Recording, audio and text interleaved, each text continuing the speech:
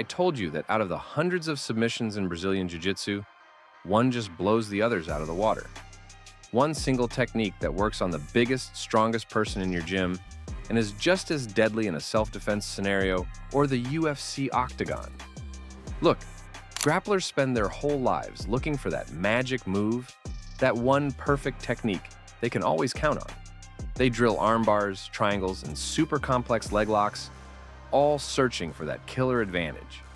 But the data, the experts, and the results from the highest levels of the sport all point to the same unshakable conclusion.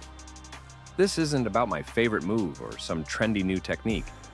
This is about cold, hard numbers.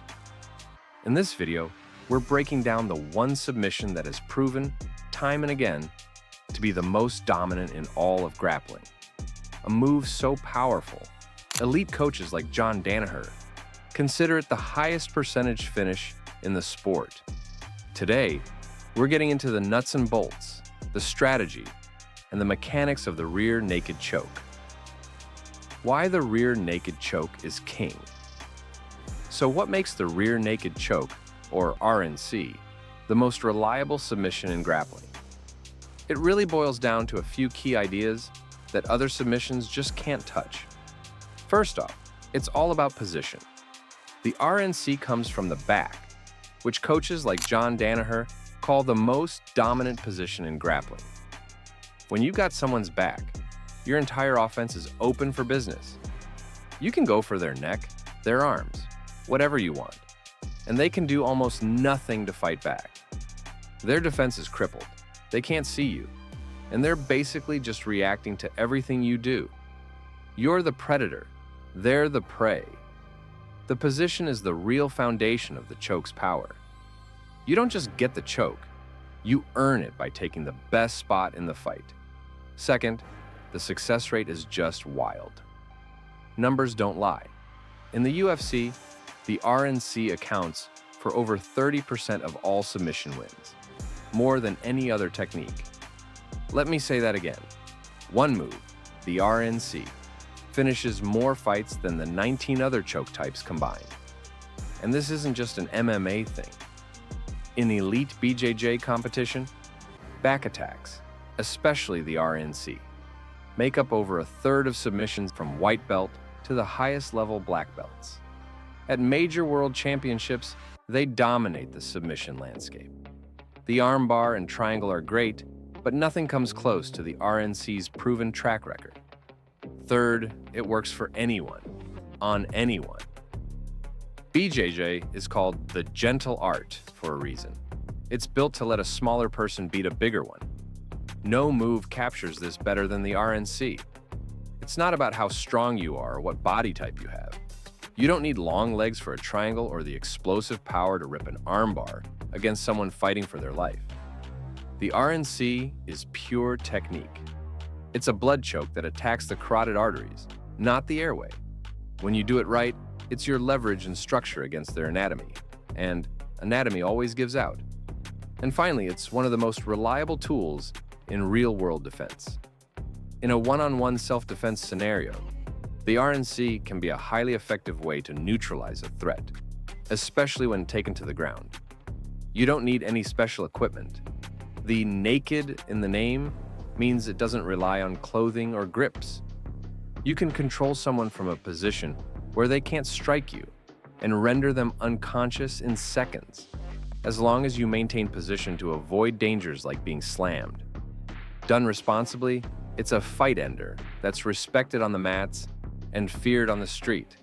If you want more breakdowns of the moves that actually tap people out, not just the flashy Instagram stuff that gets you heel hooked in 12 seconds, hit that subscribe button and ring the bell like you're slapping the mat after a tight choke. The mechanics of dominance. All right, so you know why it's the best. But doing it with that fight-ending pressure, that's another story. Let's walk through the mechanics so you can start building an RNC that makes your training partners nervous. First, remember that it all starts with control. The choke is the very last step.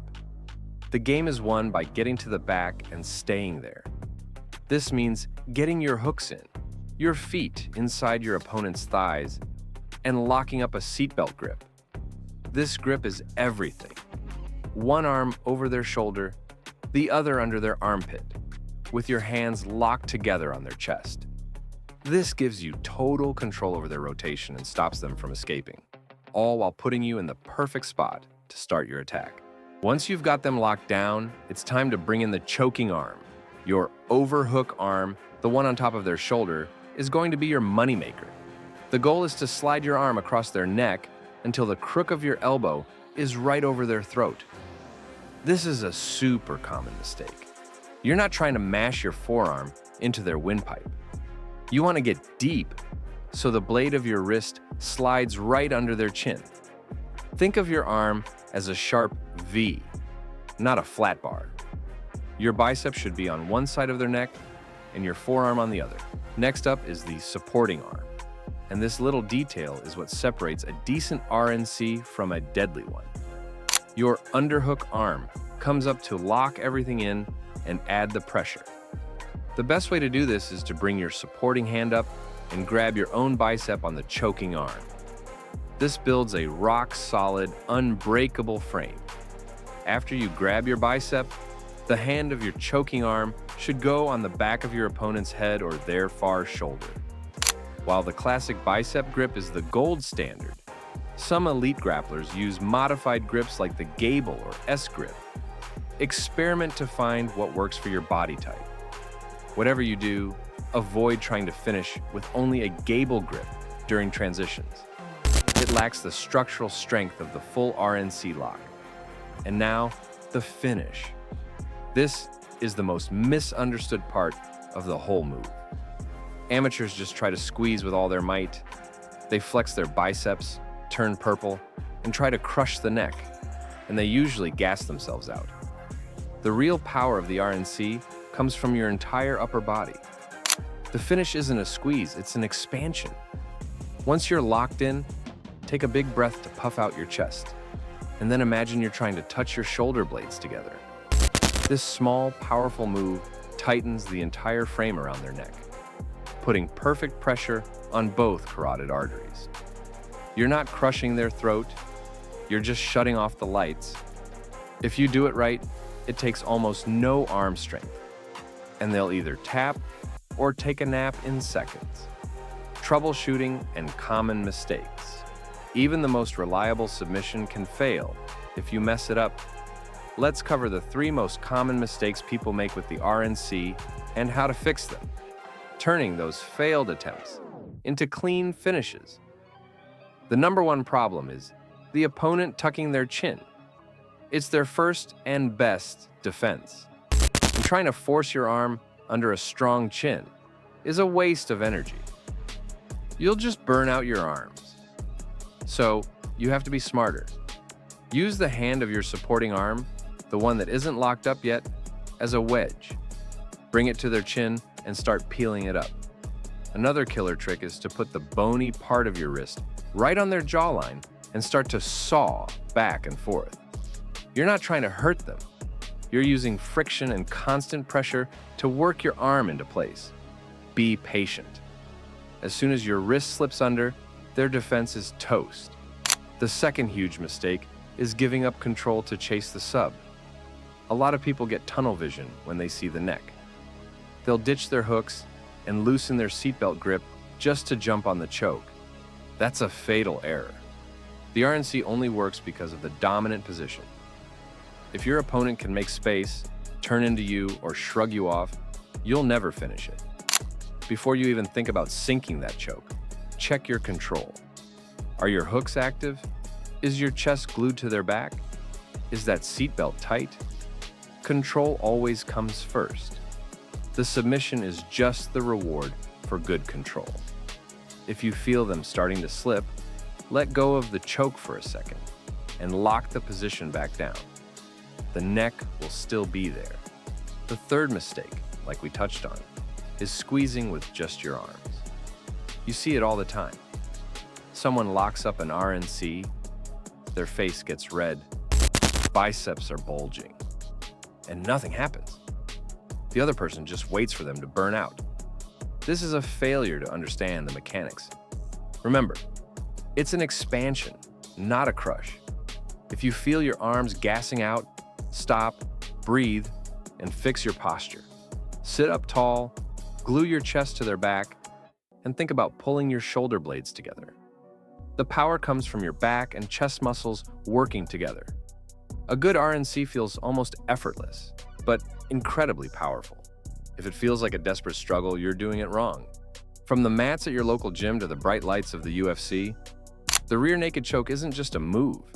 It's the highest percentage submission in grappling, proven by decades of competition. It's more than just a technique.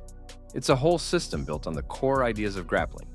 Get to a dominant spot, lock down total control, and apply a finish that is practically guaranteed to work. Its insane success rate isn't just an opinion.